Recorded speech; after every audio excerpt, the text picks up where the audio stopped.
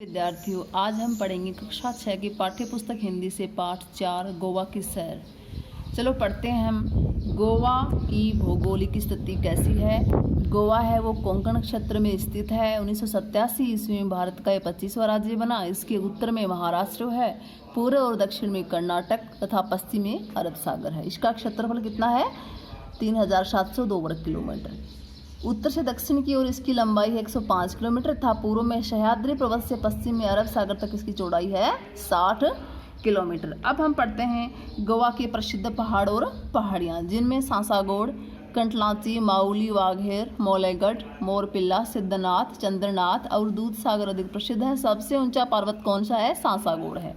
इन्हीं पर्वतों से अनेक नदियों का उद्गम होता है, यानी अनेक नदियाँ निकलती हैं जो पूर्व से पश्चिम की ओर बहकर अरब सागर में मिलती हैं। गोवा की नदियों में कौन कौन सी प्रमुख नदियां हैं? प्राचीनकालीन नदियां हैं, प्राचीन समय की नदियां हैं जुआरी और मांडवी, जिन्हें प्राचीन समय में क्या नाम से जानते थे? जुआरी को अग्नाशिनी और मांडवी को गोमती कहा जाता था। अब हम पढ़ते हैं गोवा के जलवायु कैसी है।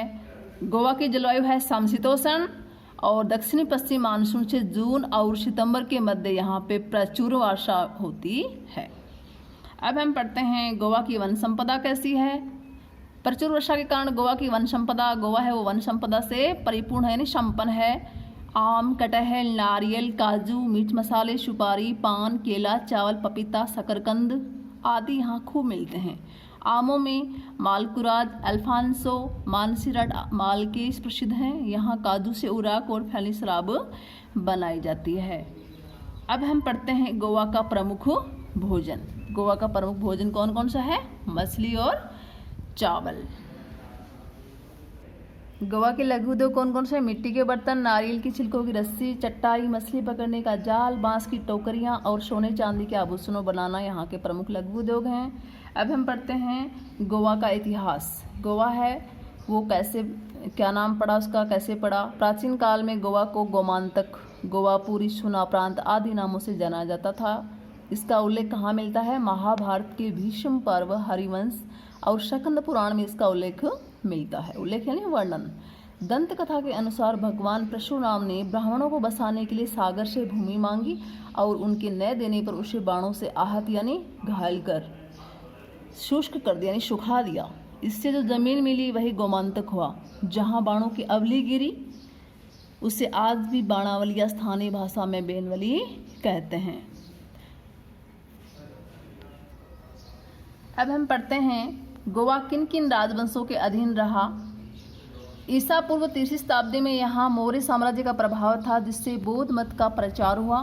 तदंतर सातवाहन, चालुक्य, राष्ट्रकूट, प्रतिहार, कदम्ब और यादवों ने यहाँ राज्य किया था। इन्हीं राजवंशों के अधीन रहा।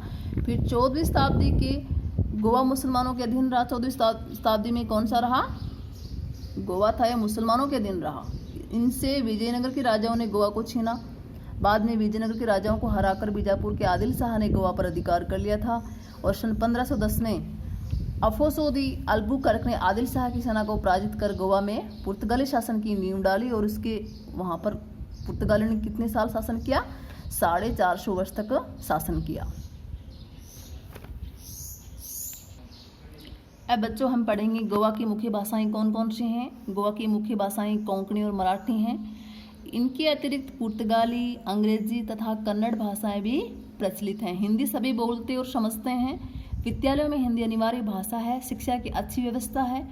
एक विश्वविद्यालय, मेडिकल कॉलेज और अस्पताल, इंजीनियरिंग कॉलेज, अनेक पॉलिटेक्निक, आयुर्वेदिक और होम्योपैथिक कॉलेज भी हैं।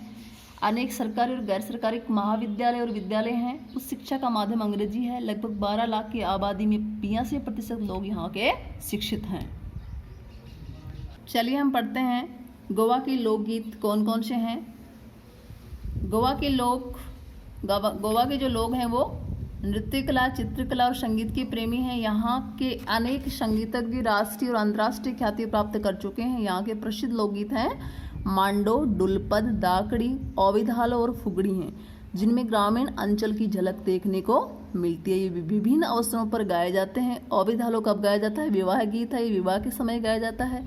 दाकड़ी नाट्य गीत है और मांडो एक प्रेम चलिए बच्चों, पढ़ते हैं कि गोवा में ईसाई धर्म का प्रचार प्रसार कब हुआ। 1542 ईस्वी में सेंट फ्रांसिस जेवियर ने इसका प्रचार प्रसार प्रारंभ किया था। सेंट जेवियर का सब आज भी गोवा के एक प्राचीन गिरजाघर में दर्शनार्थ, यानी दर्शनार्थ का मतलब होता है दर्शन हेतु, शीशे के ताबूत में रखा हुआ है। यहाँ के ईसाई रोमन कैथोलिक हैं और इन सभी के हिंदू पूर्वजों का किसी न किसी समय धर्मांतरण हुआ है, यानी धर्म परिवर्तन हुआ है।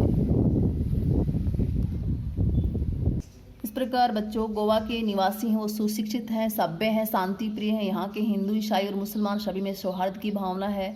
यहाँ कभी भी सांप्रदायिक जातीय दंगे नहीं हुए हैं। हिंदुओं की अधिकता के कारण गोवा की संस्कृति पर उनकी छाप है। ईसाइयों पर पाश्चात्य संस्कृति का प्रभाव है। इस प्रकार गोवा क्या है? अनेकता में एकता व सौहार्द व सहिष्णुता का जीता जागता उदाहरण है।